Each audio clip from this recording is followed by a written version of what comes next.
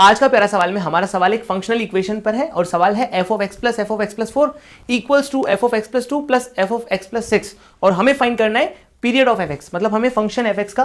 Period find करना है। तो फंक्शन का पीरियड फाइंड करने के लिए हम यहां पर क्या कर सकते हैं,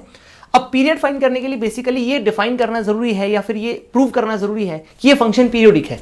पीरियोडिक फंक्शन डिफाइन करने के लिए या पीरियोडिक फंक्शन प्रूव करने के लिए हमारे पास फंक्शन तो अवेलेबल है नहीं,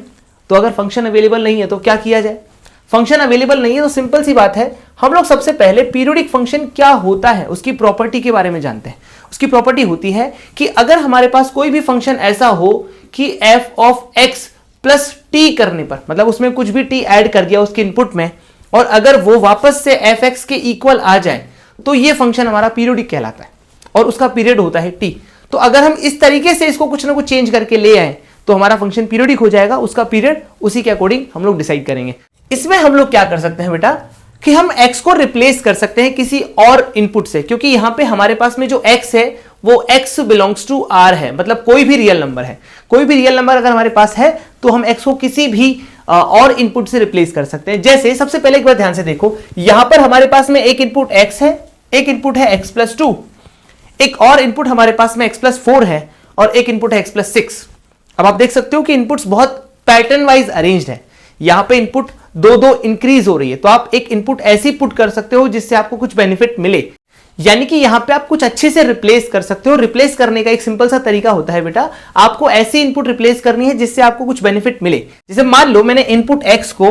x प्लस 2 से रिप्लेस कर दिया, अगर x को x प्लस 2 से रिप्लेस कर दिया तो कोई प्रॉब्लम तो नहीं है, लेकिन जो हमारे पास में ऑब्टेन होगा इसके बाद वो कैसा होगा हमें इसके बारे में देखना है। अगर सबसे पहले आप देखो तो f ऑफ x क्या बन जाएगा, इससे f of x plus 2,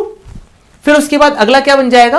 f of x plus 6 that is equal to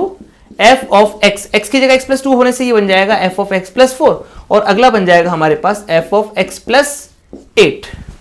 अब आप ध्यान से देखना, ये वाली इक्वेशन जो है ये आप नई इक्वेशन जनरेट कर चुके हो और आपके पास पहले से एक इक्वेशन प्रेजेंट थी। अगर आप इसको इक्वेशन 1 मानो और इसको इक्वेशन 2 मानो, इनमें काफी सारे टर्म्स कॉमन है, जैसे x प्लस 2 यहां भी है, x प्लस 2 यहां भी है, x प्लस 6 यहां भी है, यहां भी है, x प्लस 4 यहां भी है और यहां भी है।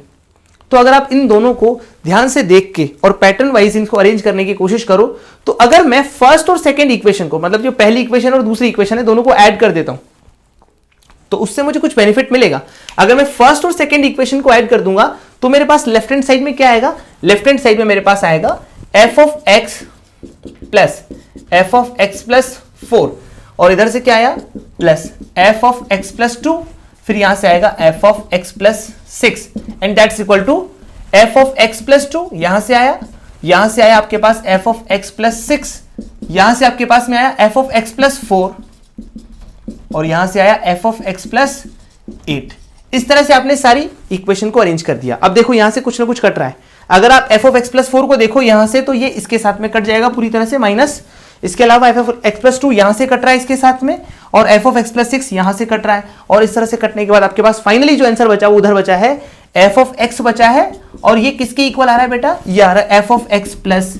8 के इक्वल। यानी कि अगर आप इसको ध्यान से ऑब्जर्व करो तो इसको इससे कंपेयर करने के बाद आपको एक चीज पता चलती है कि f ऑफ x जो है वो f ऑफ x प्लस 8 के इक्वल है। तो ये जो 8 है ये t के जगह देखा जा सकता है और t की वैल्यू हमारे पास में यहां से ऑब्टेन हो जाएगी 8। This is the final answer. ठीक है, थैंक यू।